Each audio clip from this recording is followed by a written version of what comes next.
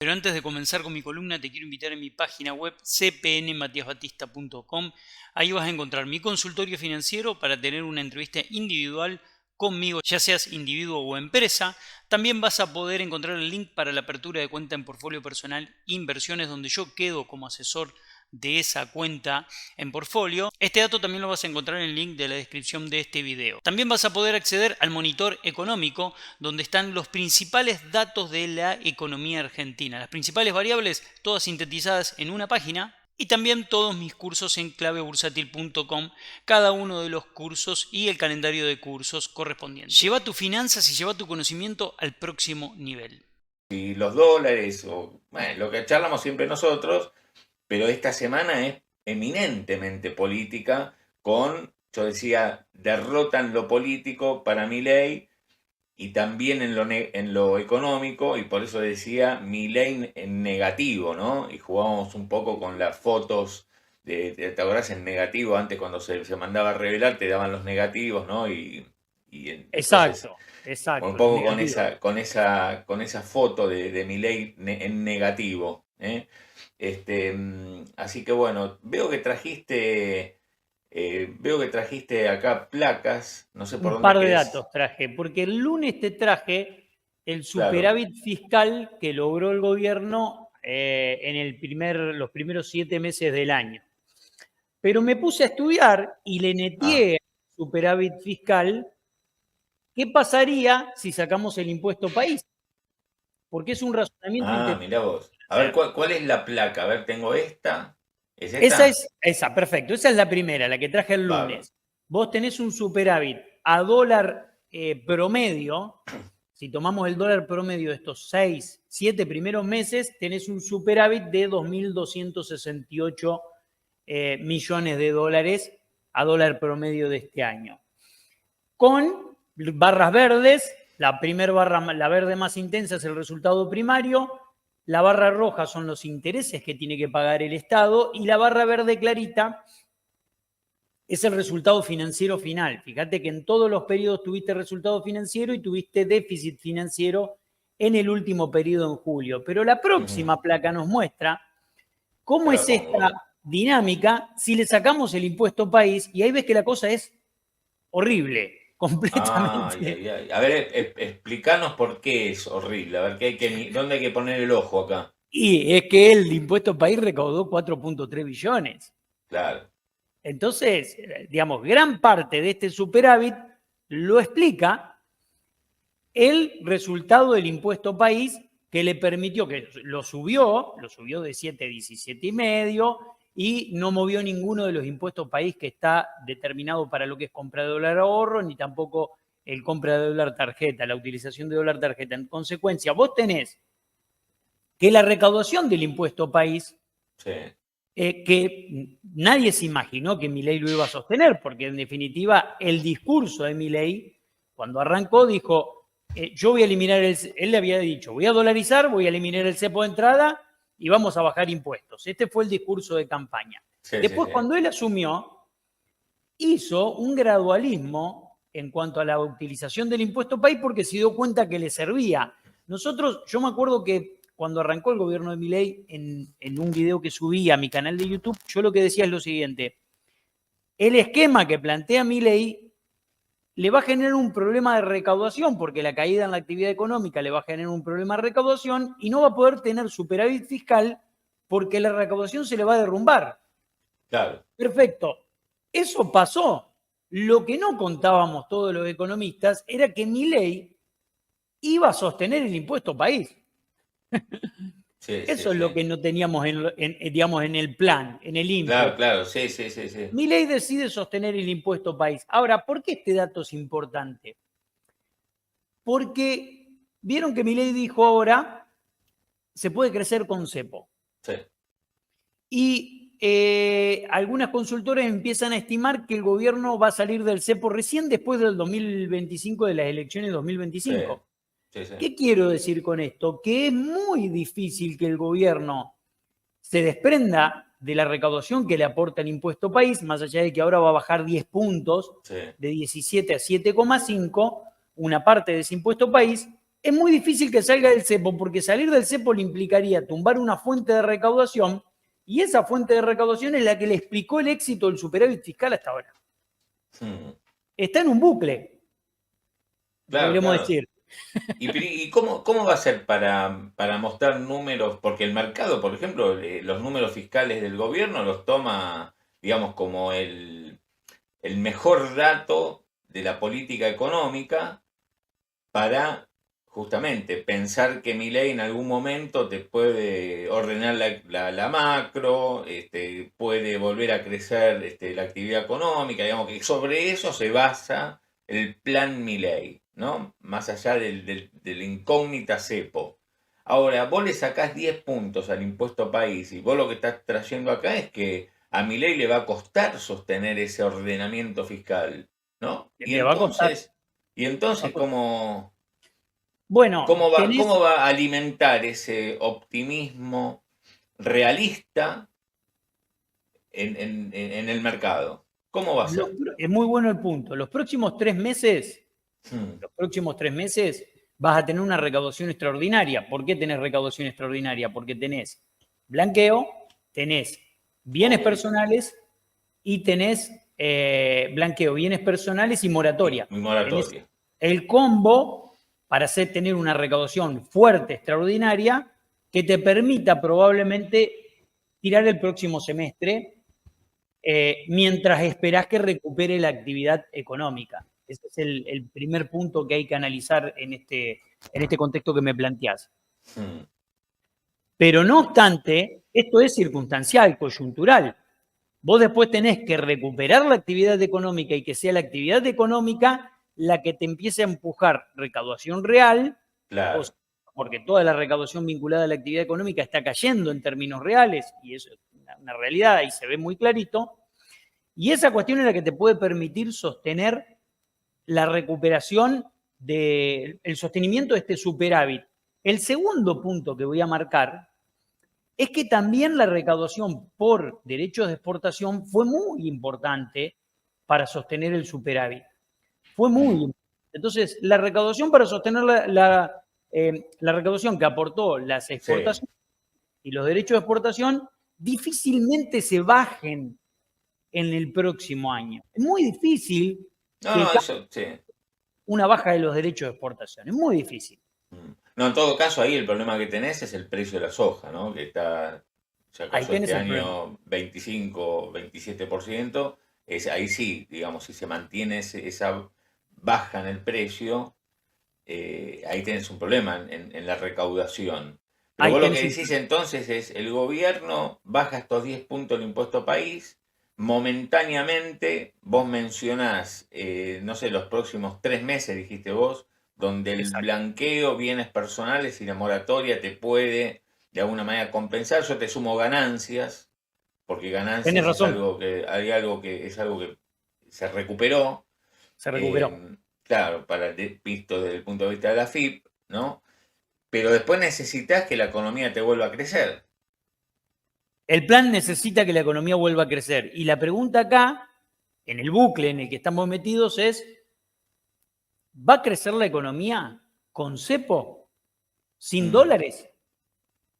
Esa es mi pregunta, porque vos decís, yo veo que todos los economistas están mirando por el retrovisor y te dicen, no, bueno, tenemos un superávit fiscal y un superávit comercial robusto, entonces no es un problema la falta de dólares. Sí es un problema la falta de dólares porque hay que mirar para adelante. Vos para adelante no tenés una fuerte capacidad de acumulación de dólares, fruto de que, volvemos a decir lo mismo que decimos hace tiempo, el tipo de cambio no es un tipo de cambio competitivo. Argentina está muy cara en dólares. Está muy cara en dólares. Entonces, como estás muy caro en dólares, te cuesta exportar.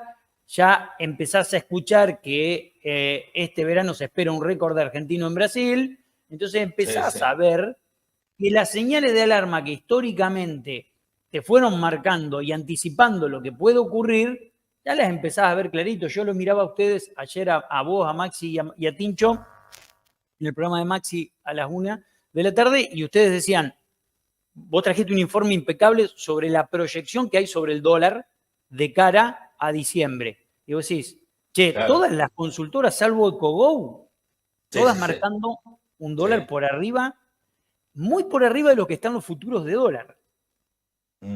Sí, sí, sí, sí. Claro, Muy, para quien no lo vio, ayer a la mañana acá también hablamos de eso, decíamos los economistas que no la ven, y la mayoría, por acá lo tengo anotado, la mayoría de las consultoras económicas, de estas grandes que conocemos, y estaban viendo un dólar de 1.400, desde 1.350 a 1.500 mangos.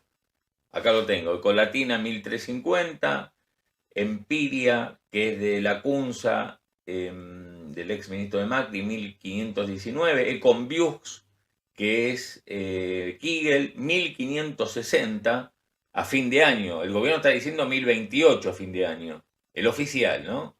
sí, sí. 1028 y Kigel lo ve en 1560. El JP Morgan 1400. Equilibra, Rapetti Bocio 1500. O sea, 50% más de lo que está diciendo el gobierno. 40-50% más de lo que dice el gobierno. Entonces, bueno, sí, sí, esas son las expectativas, ¿no? Y el gobierno está aferrado a la idea de, con el ancla cambiaria, bajar el proceso inflacionario. Entonces, como la prioridad Hmm. es una variable, que es bajar la inflación, es esa variable, creyendo que, o con la hipótesis incomprobable, de que esa variable, si logra perforar el 2%, te va a permitir una recuperación vigorosa de la economía, que es algo que no lo sabemos, no lo Mira, yo sabemos. te voy a Entonces, mostrar estos últimos datos, ya que sacás el tema de inflación. Esto es EcoBow, tercera semana de agosto. Alimentos y bebidas. 1%, o sea, en vez de tener un crecimiento, una caída, perdón, de la inflación, tenemos en este mes de agosto, respecto a la segunda semana, un leve crecimiento, similar a la tercera semana de julio, que también había dado 1, pero miren la proyección arriba a la izquierda, la proyección de EcoBow de Marina del Poyeto, inflación, alimentos y bebidas para este mes, 4,2. 4,2 Entonces, alimento y bebida. mira, acá lo tenés. 4,2. Sí, no, en realidad el índice es 4,2. El índice de inflación, como si fuera, ellos replican el IPC, les da Ah, 4,2 para 3,2, a mí también arriba. me daba. Ahí, según el cálculo que yo hice, me daba 3,2 alimento y bebida. ¿Está bien? Alimentos y bebidas, ellos les da 3,9. También 3,9. para, Ah, sí, abajo, la última abajo, ¿ves? A la derecha, la tercera. 3,9. Entonces vos fijate, la semana pasada la proyección de inflación que tenían para agosto era 4,1. Esta semana, proyección de inflación IPC para agosto 4,2. Por eso está la flechita para arriba, ¿ves? En rojo. Claro. E inflación de alimentos y bebidas, agosto, proyección de 3,9. Y ahí ellos decían que para que les dé 3,9 están tomando en cuenta que las próximas semanas, hasta el cierre de agosto, les daba 0,8 por semana, o sea, más baja que lo que están viendo. O sea, teniendo una leve desaceleración de la inflación, aún así les daba, respecto de julio, un leve aumento de la inflación. La pregunta es, nada, esto lo que te está mostrando es que el gobierno efectivamente, porque es esto, y también salió el hijo de Cavallo, también con una moderada suba de la inflación. Digo, es el núcleo duro de la inflación. Por eso te Es digo, el no. núcleo duro. Es el Entonces, núcleo duro de la inflación. por eso Ahora, cuando te hago vos una pregunta. decís, sí, sí, sí, Si la inflación de agosto da 4,1, 4,2, sí, 4,3 o 4, sí.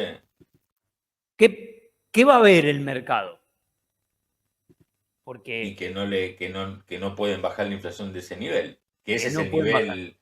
Y sí, que es la inercia. La inercia Es la anda. O inercia. sea, la economía, la Argentina tiene una economía que tiene que inflaciona al 4% mensual. Eso va a ser. Bien. Bueno, entonces estamos todos de acuerdo que si el dato de inflación, yo creo que en agosto nos jugamos mucho, pero mucho. ¿Por Mm, qué? Porque si el dato de inflación está en el 4%, en el 4,1 o en el 4,2, la hipótesis, primera hipótesis que se cayó, recuperación en B, se cayó, ya está. Segunda hipótesis que se cayó, vamos a perforar el 4% y mm, vamos a ir a una inflación en septiembre del 2%. Se cae esa hipótesis. Entonces, la hipótesis de que podés seguir con un Kremlin del 2, con una inflación estabilizada en 4, empieza a complicarte el Claro. plan de que el dólar puede llegar a 1028 a Sí. diciembre, como plantea el gobierno. Te complica esa hipótesis. Mm. La tercera, seguís acumulando deuda y endeudándote en el mercado interno una tasa del 28% en dólares. ¿Por qué? ¿Por Porque qué? vos estás colocando letras al 4% en las capitalizables y el Kremlin PEC es del 2%. Por lo tanto, la tasa positiva en dólares está 2% arriba de Claro. la devaluación. Digamos, aumenta tu deuda en dólares a un ritmo muy vertiginoso, que es el otro dato que te traje. ¿Qué pasó con la deuda en dólares? Mirá la info, mirá, Batista, yo no quiero hablar bien de vos, ¿no? Pero mirá toda la info que estamos tirando, digo, acá en Ahora Play, yo sé que estamos siendo en este momento compensados por amigos, amigas, somos muchísimos esta mañana, me pongo re contento por mí, por vos, por Ahora Play, porque la verdad que estamos haciendo una comunidad enorme, hermosa, con mucha info, digo, mucha gente que nos apoya todos los días, viéndonos, estando ahí del otro lado. Yo les quiero decir a todos que leo, mientras charlo con Batista, ponemos las placas, leo todo el tiempo lo que nos mandan, opinan, todo es buena onda, cada uno con su posición y eso está buenísimo. Pero quiero decir que lo que escriben lo leo como a Rosanne Baires que dice 1 millón de amigos Ahora Play. Yo lo leo. Batista es un genio, dice Hugo. Tenés muchos admiradores, menos admiradoras, ¿no? Debe ser que sos medio fulero, pero bueno, no sé. Yo ya no me Admiradores tenés, admiradoras menos, porque sos medio fulero. Bien. Evitemos que íbamos con mi mujer. Evitemos que Sí, mejor. Sigamos hablando de la deuda en dólares. Sigamos hablando de la deuda.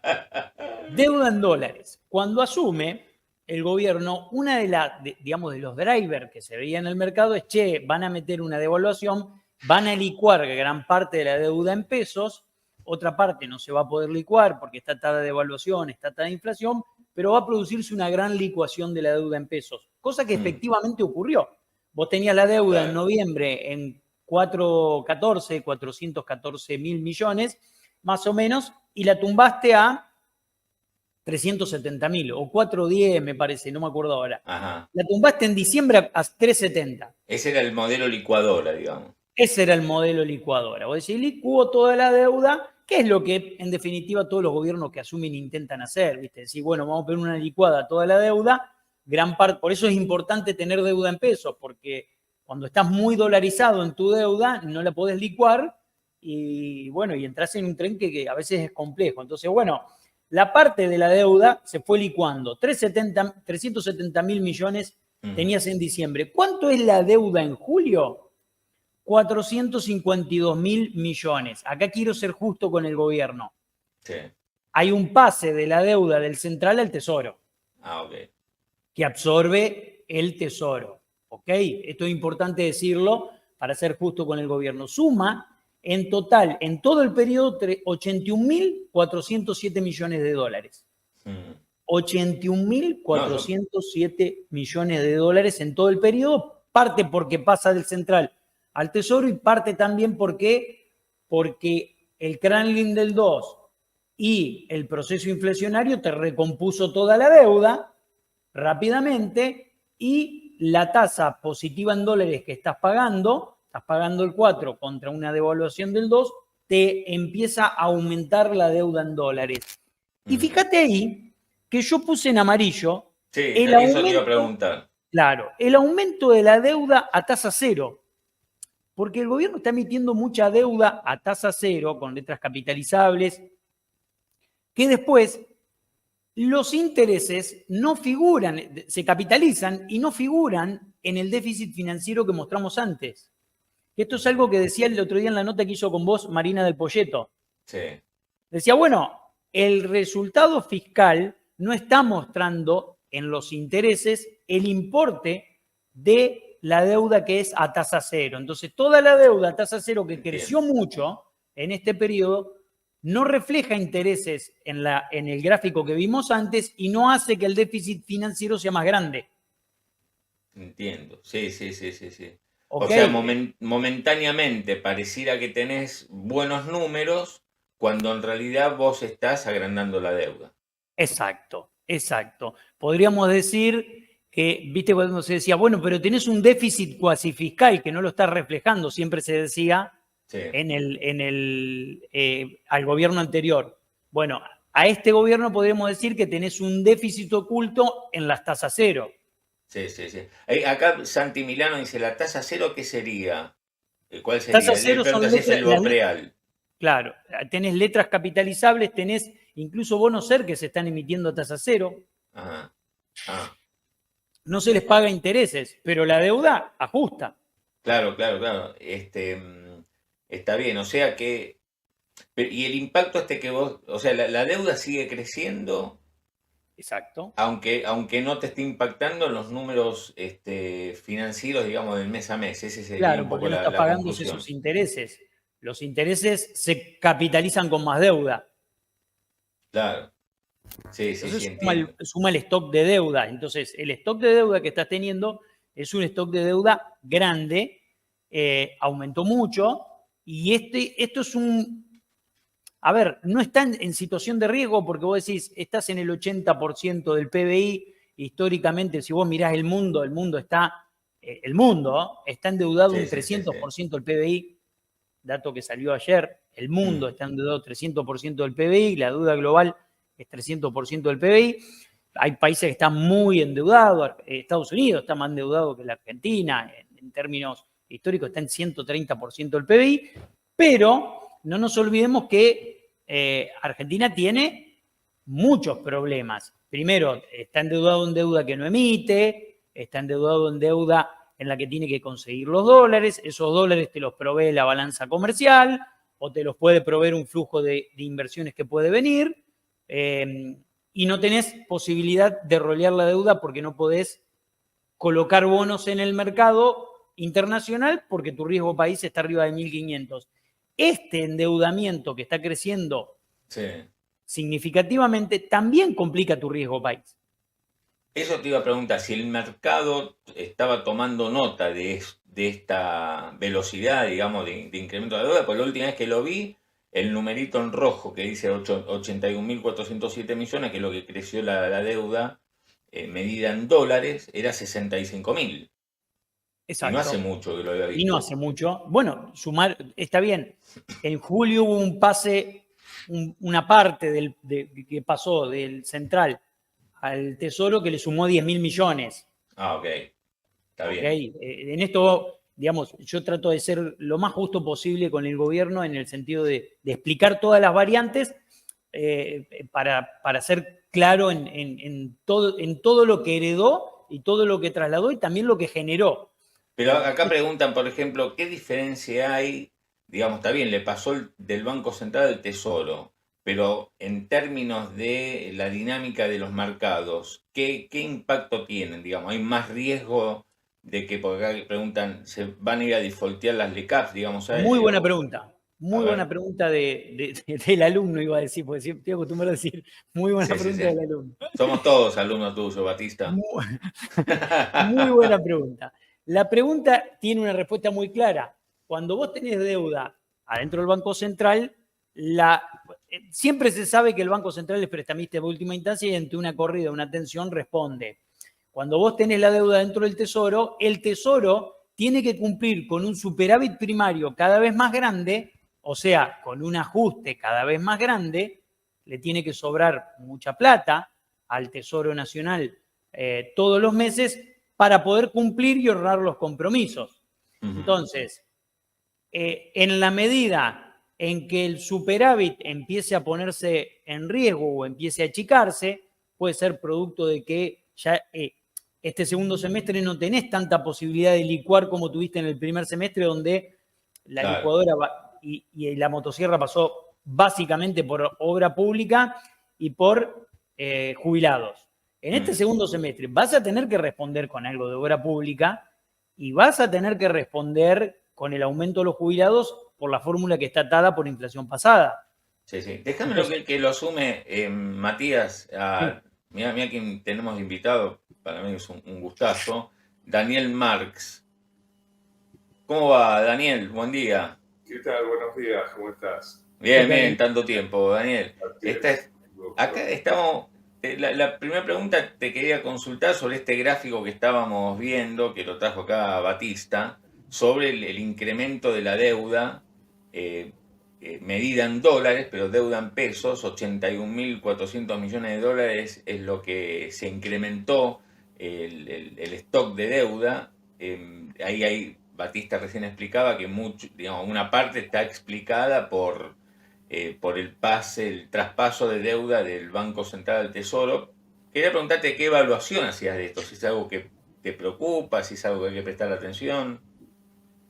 A ver, para empezar, yo creo que la medición de deuda más correcta tiene que ver con una deuda consolidada del sector público.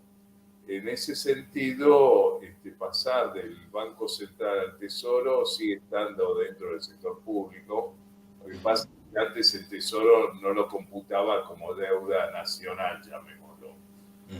Entonces, pasarlo de una ventanilla a otra, me parece que de ese punto de vista está como transparentando cosa que antes tenía un velo, pero que en la realidad sigue siendo algo parecido. Ahora, ciertamente, por el lado de los acreedores principales son los bancos de esta deuda que se ha traspasado, y los bancos prefieren tener como deudor al Banco Central al Tesoro.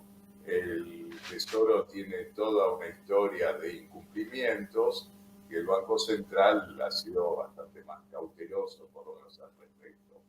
Además, teniendo al Banco Central les provee liquidez, llegado el caso que lo necesiten. Ahora, bueno, este traspaso de riesgo crediticio, llamémoslo, los bancos lo aceptaron, y el mecanismo de la DEFI, que es lo que está en el medio entre uno y el otro, entre el Banco Central, los bancos y el Tesoro, que ahora se emitieron, también parece que les va a proveer liquidez a los bancos si se necesita. Que no ha sido tan clarificado.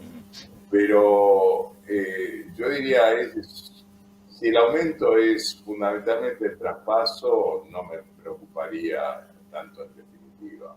Ok.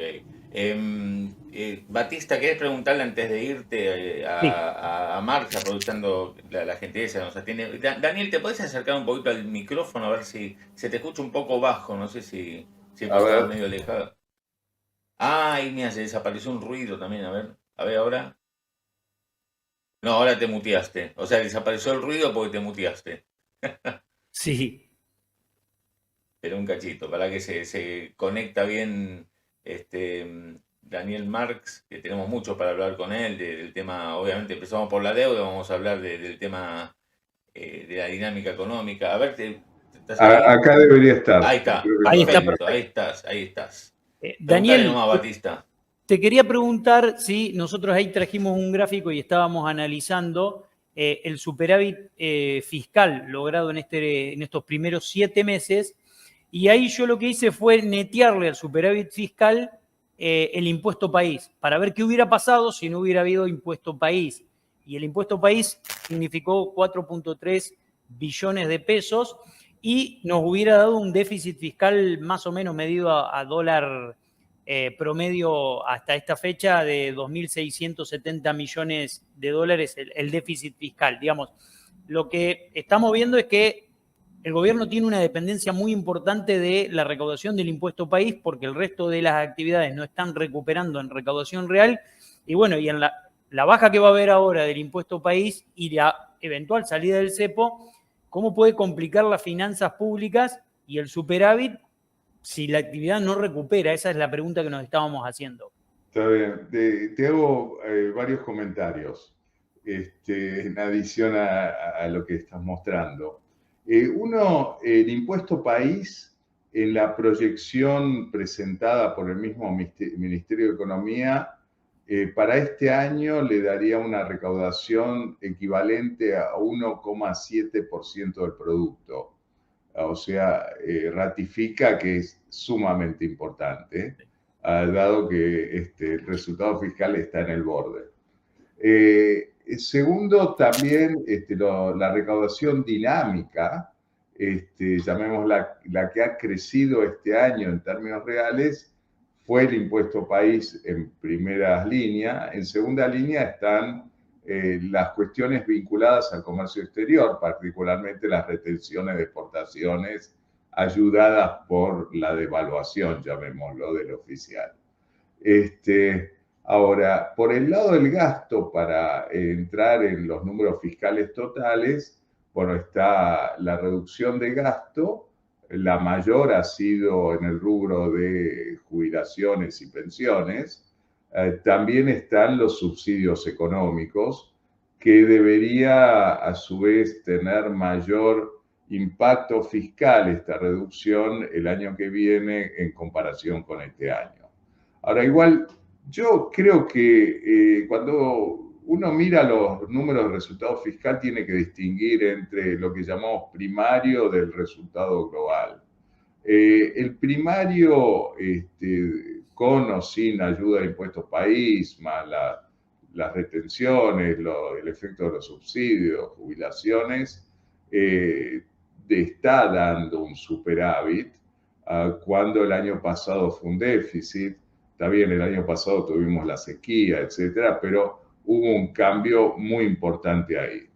El resultado global yo lo tomaría mucho más con pinzas, para decirlo de alguna forma, porque, bueno, también hay cuestiones de contabilidad que se están aplicando, particularmente con el pago de intereses. Cuando hablaba antes, o hace unos meses, decían, bueno, el Banco Central tenía un déficit de 10 puntos del producto, y eso era lo de los intereses que pagaba.